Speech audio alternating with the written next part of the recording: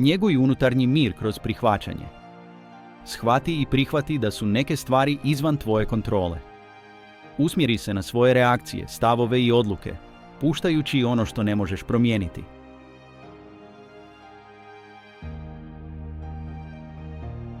Vježbaj samosvijest. Redovito promatraj svoje misli, postupke i osjećaje.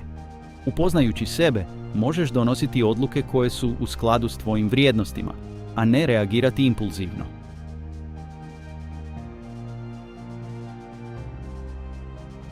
Prigrli prolaznost.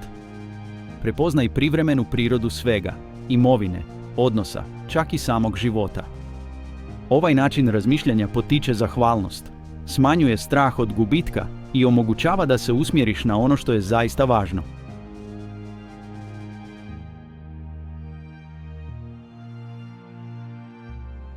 Teži vrlini iznad svega. U stoicizmu je vrlina, mudrost, hrabrost, pravednost i umjerenost. Jedino istinsko dobro. Temelji svoje postupke i prosudbe na onome što je moralno ispravno, nastojeći svaki dan postati bolja osoba.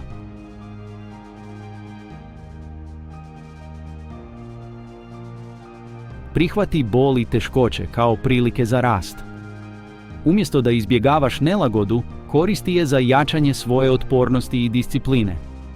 Stoici smatraju da su teškoće prilike za razvoj unutarnje snage i sposobnosti za suočavanje s budućim izazovima.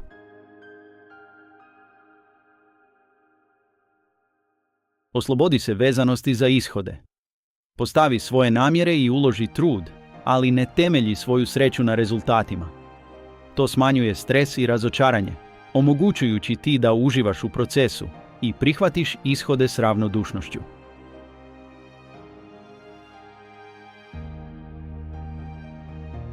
Budi zahvalan i ponizan.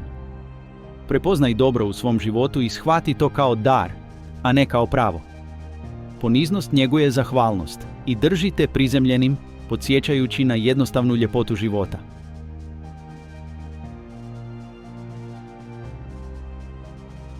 Usmjeri se na sadašnji trenutak. Izbjegavaj zadržavanje na prošlosti ili brigu o budućnosti. Živi potpuno u sadašnjosti, jer tu leži tvoja prava moć. Uživajući u svakom trenutku, povećavaš fokus, svjesnost i radost.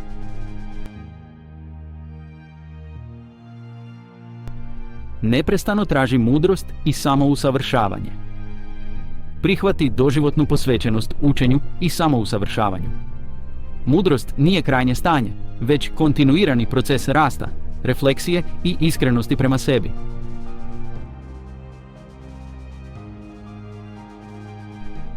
Vježbaj suosjećanje i empatiju.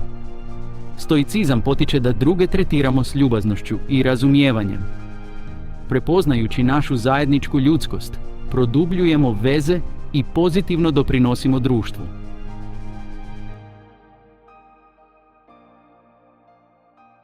Pojednostavi i živi skromno. Pronađi ispunjenje u jednostavnosti.